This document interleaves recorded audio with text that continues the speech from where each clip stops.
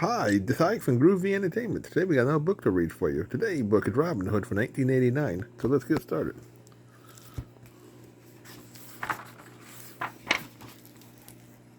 Top of the morning to you. Alan A. Dell, the name, and I'm a wandering minstrel. I keep my eyes on things around here. Let me sing you a song about the good folks of Nottingham town in the great forest of Sherwood, home to the most famous hero that ever lived, Robin Hood and the band of merry men.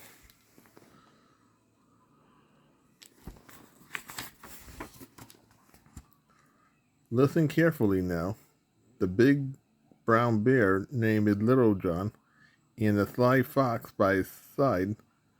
Why, that's Robin Hood. To some, those great pals are bandits, but other they are heroes. For what? For they have only one crime: robbing from the rich to give to the poor. Our story begins with Robin and Little John together in Shorewood Forest, roaming with laughter. Suddenly they hear a rumbling noise. Quick, Little John, let's hide. It might be the scheming sheriff and his posse, said Robin.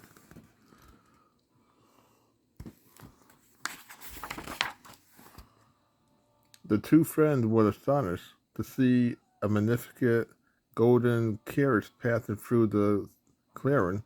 Wow, said Little John, I thought King Richard was away fighting in Holy Land. The impostor riding in such style is his brother, Prince John, explained Robin. But luckily for us, he is even stiller than he is wicked. Hurry, Little John, I have an idea.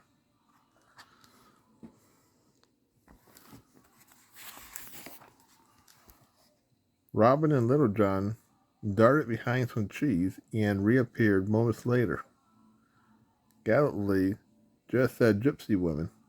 Robin hurried after the royal coach, and Little John followed, hitching up his skirt as he ran. Stop, stop, cried Robin. Fortune forecast, lucky charms. Let us show you what riches await you.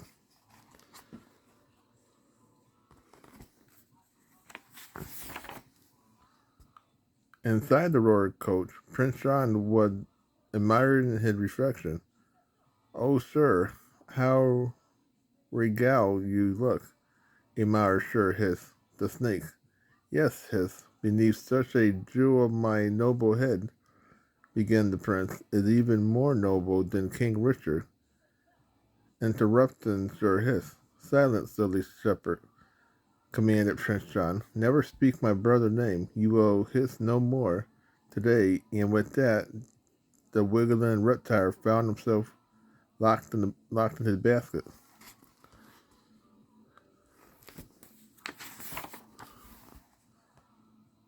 Hell, cried Prince John, when he heard the gypsies. He could not resist having his fortune told. Step inside, he said to the friends.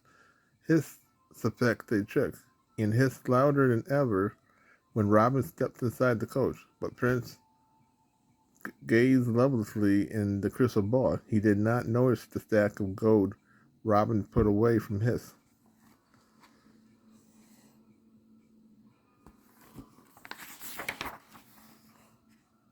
Robin freed from the carriage, laden with gold, stopped, stopping only to grab Prince John's clock. Stop, thief! I have been robbed! Yelled the furious prince, realizing he'd been tricked. Let's get going! Shouted Robin. He looked mighty mad. Never fear, Robin, laughed Little John. His Majesty is about to lose something else. As he spoke to the coach, wheels fell off. Little John had also been busy.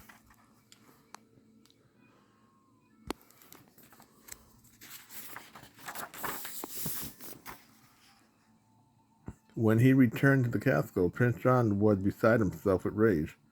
So sorry, sir. I saw the trick, but sure, wait, but said Sir Hiss. Silent, Sutherland scoundrel. My fortune is lost, but not for long. Sheriff raised the taxes. Bring me all the money in this wretched town. Prince John sneered crookedly. I should have my revenge.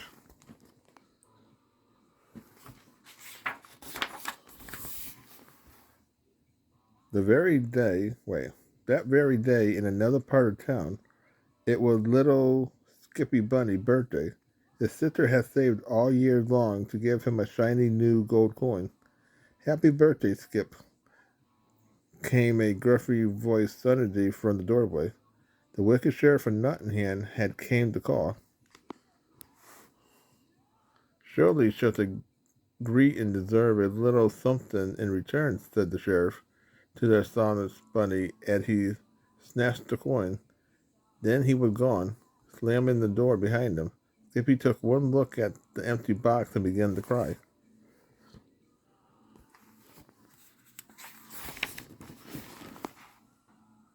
Little Skip's ears perked up when he heard another rat a tat-tat at the door. Aim for the poor, aim for the poor, cried a poor blind beggar man. Oh, kind sir, we wait, how we would like to help, said Mother Rabbit, but I am a poor widow, and say no more, interrupted the beggar, removing his spectacle. I bring you gold, and for little Skippy here is a bow, some arrows, and a hat, just like mine. Skippy and his sister let out a cry of joy. Yippee, it's Robin Hood. Hooray, hooray for Robin.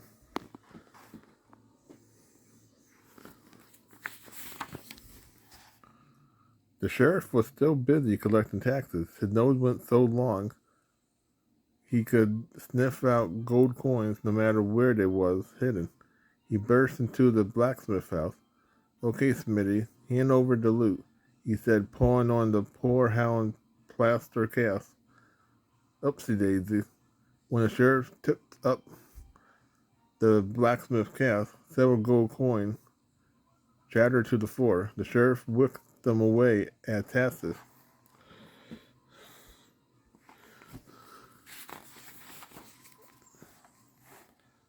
A little later that day, Skippy was testing his new bow, but as luck would have it, his first arrow landed right into the middle of the castle courtyard. Don't go, Skippy, cried his friend. Pinchon will kill you. But Skippy was already sliding under. He was almost as brave as Robin himself. On guard, little rabbit, called a hen. Are you friend or foe? Skippy had been spotted by Lucky Cluck. Oh, don't tease him, Clucky, scarred Maid Marian. Gently, he wear Robin Hood hat. He must be a friend. Skippy took his arrow and returned to his friends.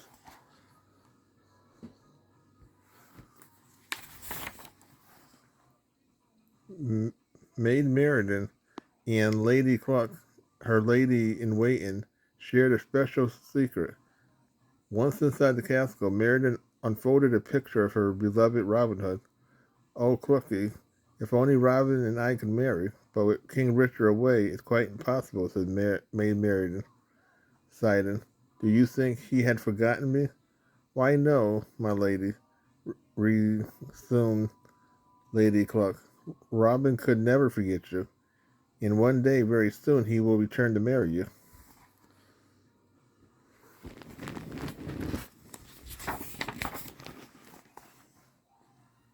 At that very moment, back in Silver Forest, Robin was thinking of the kind Maid Marian. Oh, little John, he sighed. Just a high-born lady, as Maid Marian could never marry an outlaw. But Little John had other things on his mind. Cheer up, Robin, he said. What you need is a bowl of my soup. Did I hear someone mention soup? Asked Friar Chuck, stepping into the clearing. He slurped up a spoonful from the pot. Delicious. Friar Chuck cleared his throat. Friends, I bring good news. There is to be a tournament of golden arrows in Nottingham to judge the best archers in the kingdom, and the judge will be Prince John.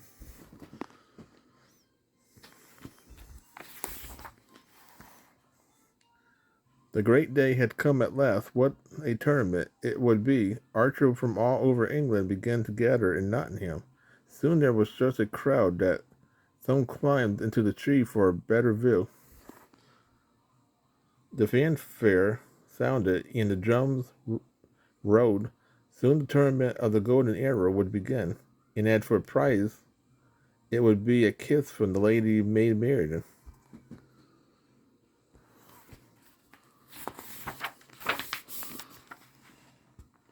A kiss from Maid Marian? Robin Hood just had to win the tournament. He didn't know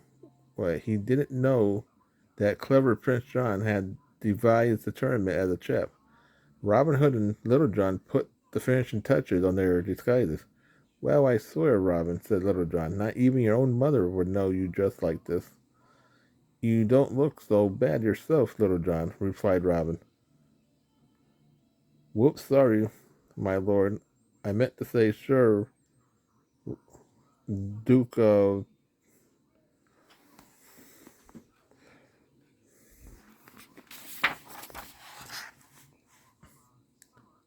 Little John made straight for the royal box and was warmly welcomed by Prince. As for Marian, she slickly hoped that her beloved Robin was somewhere in the crowd.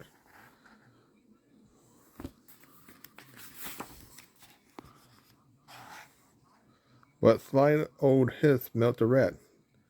Duke of my hat, he said. I can see through your phony disguise. Back in his bucket, Hiss, snapped Little John, and the snake pretended to obey. If Little John is here, that rascal a robin can't be far, but I must have proof, thought the snake, and slithered from the bucket. He slid into the crowd. When he saw the balloon seller, he had an idea.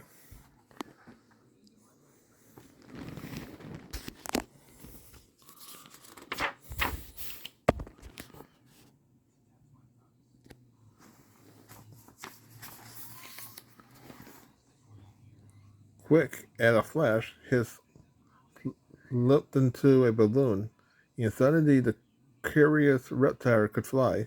He floated over to the only two archers left in the tournament, the Sheriff of Nottingham and a very skinny-looking stock.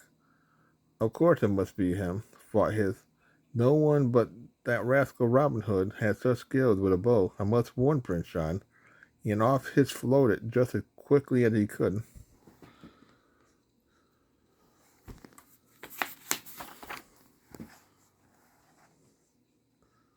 Friar noticed Sir Hiss floating overhead, and he knew he was up to no good. He rushed to the minstrel, Alan Adele, who was wandering about and singing.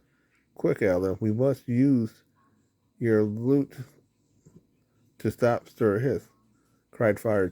With help from Alan, lured strings, he sent an arrow soaring into the sky, Hiss landed with a bump.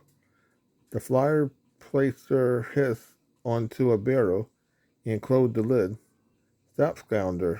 Stop! Someone save me! Cried Hiss. Keep hissing, creepy one. No one will hear you now, said Friar.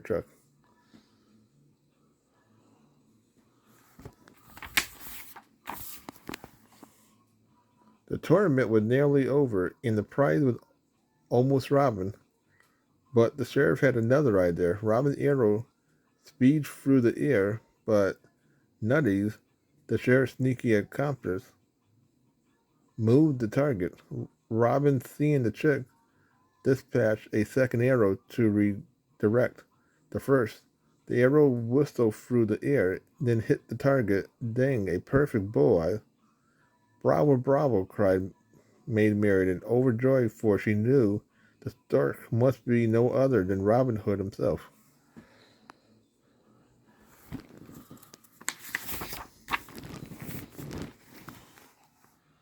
Prince John smiled at the stork approaching the royal box. The best marksman in the kingdom could only be Robin Hood. Advance, brave archery, your prize awaits, spoke the prince. As Robin bowed, the Prince John struck him The disguise fell away, and Prince and Robin Hood's identity was revealed.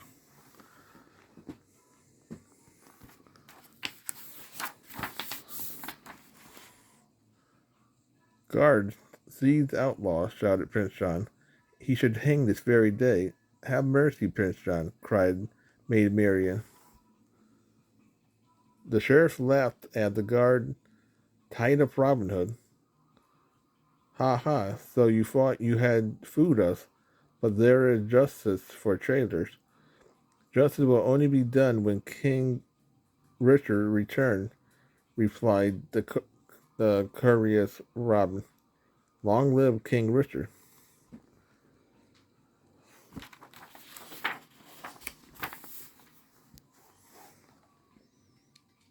On hearing those words, Prince John started to jump off his throne, but something was holding him back. "Not so fast, O Majesty," one came a voice from behind. "The Duke of Here, but you can call me Little John." "Help!" cried the prince. "Stop and have the sheriff untie my friend, or you will die," said Little John, holding a dagger to the prince's back. So a very unhappy prince ordered an even unhappy sheriff to free Robin Hood.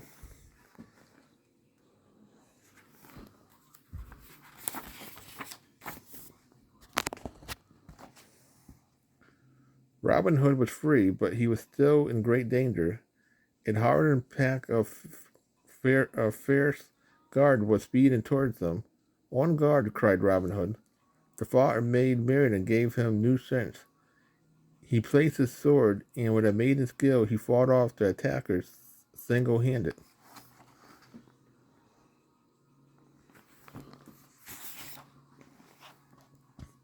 What a battle! Robin Hood fought bravely, but he was so outnumbered that he was glad to see his friend leaped into the fight. "Take that, you scoundrel!" roared Little John, and he landed a punch right on the sheriff's long nose. "Ouch! Oh!" yelled the guard as they was falling one by one. "Friend," shouted Robin Hood triumphantly. "Better luck next time." Swinging from a rope, he scooped up Maid Marian and disappeared into the forest. "Oh, Robin," she cried, "you are so brave." "And you, my love, are so beautiful," he replied. "Oh, Marian, please say you'll marry me."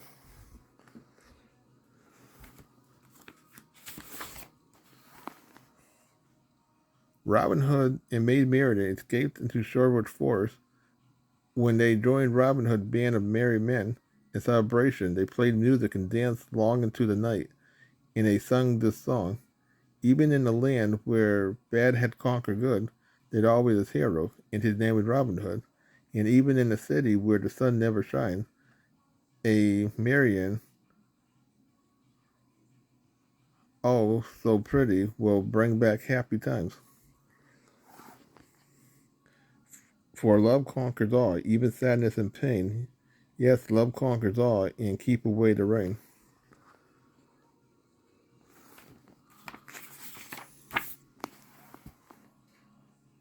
A little later that night, after much singing and dancing, it was time for a bit of fun with puppets. With some branches and stuffed shirts and paper crown, the merry men fashioned a likeness of Prince John. A glove with two buttons soon became the horrible hiss. They put on a skit. "Sir, why do you stick your thumb so?" asked the fake hiss. "Boo!" cried the dummy of the Prince John. "I want my mommy. Naughty Robin has stolen all my money." Everyone roared with laughter.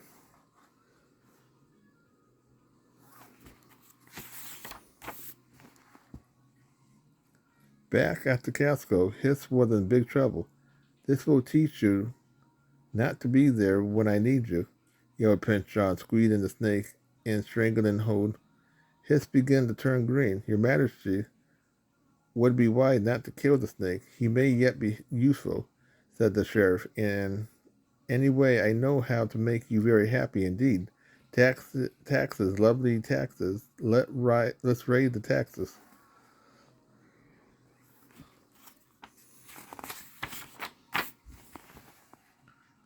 And the sheriff carried out his ruthless tax campaign. Nottingham poor became even poorer. Hard time had also came to Friar Church. The collection box was empty, since no one in the town could spare a penny. But Friar smiled when he saw who had came to visit. The church mouse and his wife. We were saving this coin for a rainy day, but the sun no longer shined in Nottingham, so we want you to take it, said the church mouse. The of his good friend brought tears to Friar Chuck's eyes as he lovingly placed the coin in the box.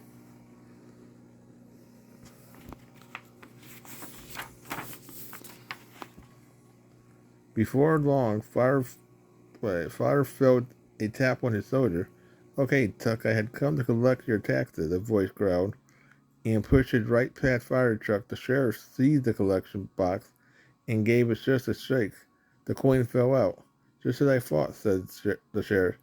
I'll take this. The prince needed it for more than you. Friar Chuck was angry. He flew at the sheriff, waving his fist.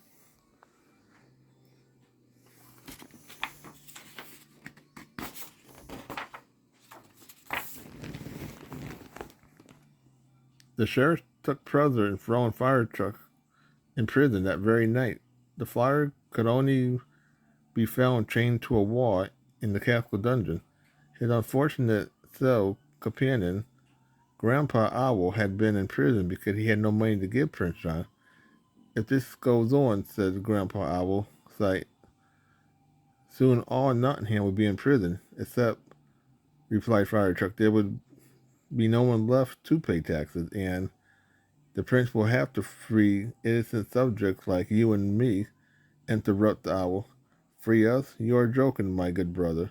Friar Chuck said Prince John would soon have us executed.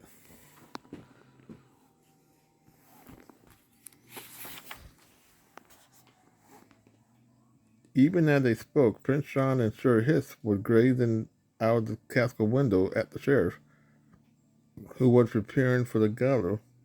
Friar Chuck execution. Oh, how happy I am, chuckled the Jubilee Prince. The fired in prison, what good news, he will hang at dawn. And when the wretched Robin Hood comes to save him, we will be waiting. What does my royal shepherd think of that? Sir, your royal sovereignness is the silentest schemer that had ever lived, replied Hiss.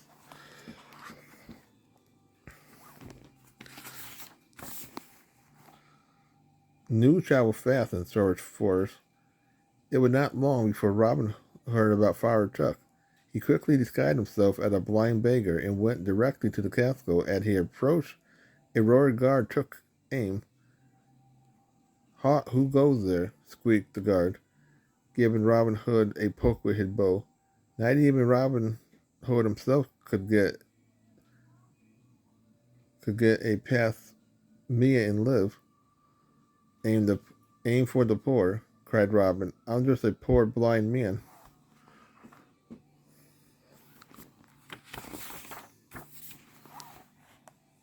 The guard went on his way, and Robin wasted no time. Off came his disguise and signaled to Little John. Together they crept into the castle and began searching for the sheriff. They soon found him sound asleep. On prison duty, Robin stretched out his hand for the key fastened to the sheriff's belt, but the sound of footsteps made him dart back into the shadow. Whoosh, that was close, whispered Little John as a guard stampeded past.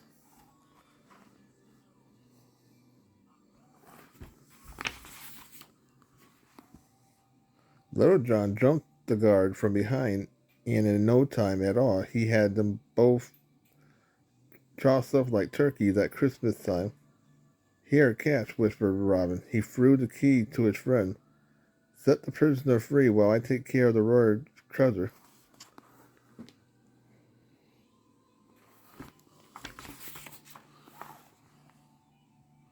In the royal bedchamber, all was quiet. Prince John Clerkin had roared go tight some, was dreaming of the day when all the money in the world would be his. Sir his little cradle gently creaked, and his sharp eyes were firmly squeezed shut. None of them none of them stirred as Robin crept silently into the room.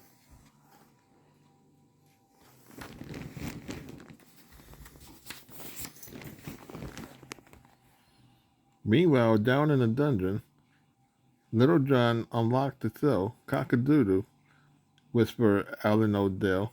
What a sight for sore eyes, but what kept you? We were beginning to run out of songs to sing. Little John unfastened his chain, and those of Toby Turtle was I was okay. Clark and the tortoise. When I got tired of singing, I just tucked myself into my shell. Little John laughed. Now you are free, he said.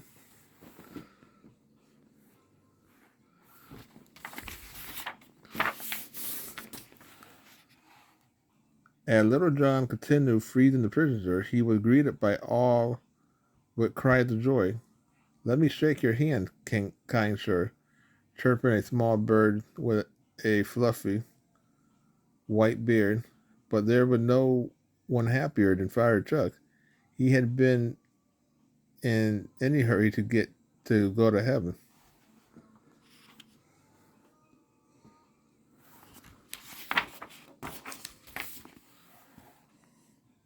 Meanwhile, Robin Hood had rigged up a rope and pulley the pulley to lower the gold to Little John and the merry men who was waiting below. Robin had just climbed up the rope himself when his eye flashed open. Your Majesty, wake up, cried the snake. We have been robbed. Try that they might, neither the prince could reach Robin Hood. But their shriek woke the archers. Ouch, Little John. Pull me in. Those arrows sure are sharp, yelled Robin.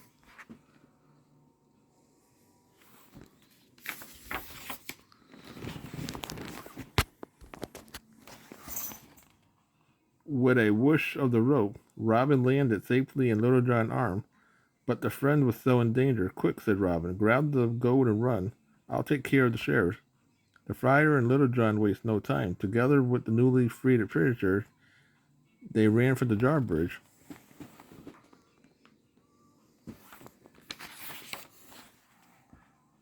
While his friend made the escape, the brave Robin Hood dashed up the stairs of the castle tower. The wicked sheriff and his band of archers, hot on his heel. Ha ha, we have got you now, roared the evil sheriff as he hurried up the spiral staircase. You can either jump from the tower or be burnt alive. The sheriff's terrible laughs echoed through the castle.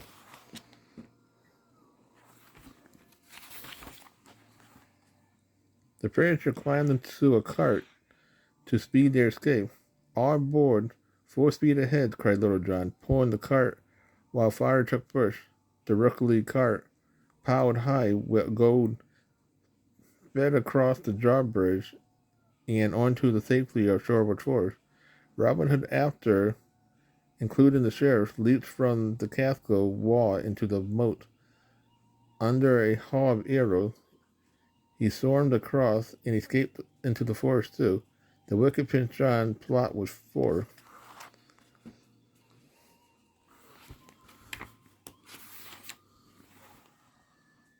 There was great happiness in Shorewood Forest that night. Long live Robin Hood, cried little Skippy, and everyone cheered loudly. Hooray for Robin Hood, cried Friar Chuck, and long live King Richard. May he soon return to bring justice to our land. Friar Chuck raised his eyebrow towards heaven. May our prayers be answered very soon.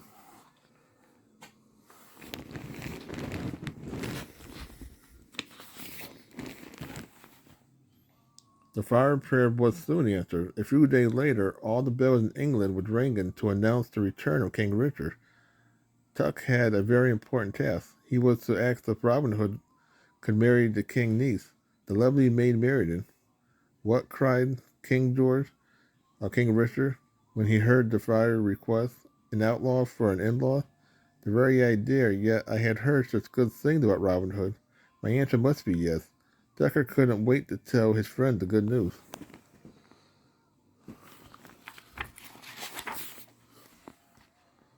The lovely maid Marian wish finally came true. She married her beloved Robin Hood. They both lived happily ever after. The minstrel, Alan A. Dell, wandered through the courtside, singing of Robin Hood, explored and ended with his refine. Robin Hood, riding through the glen. Robin Hood, with his merry men, feared by the rich, loved by the poor. Robin Hood, Robin Hood, Robin Hood.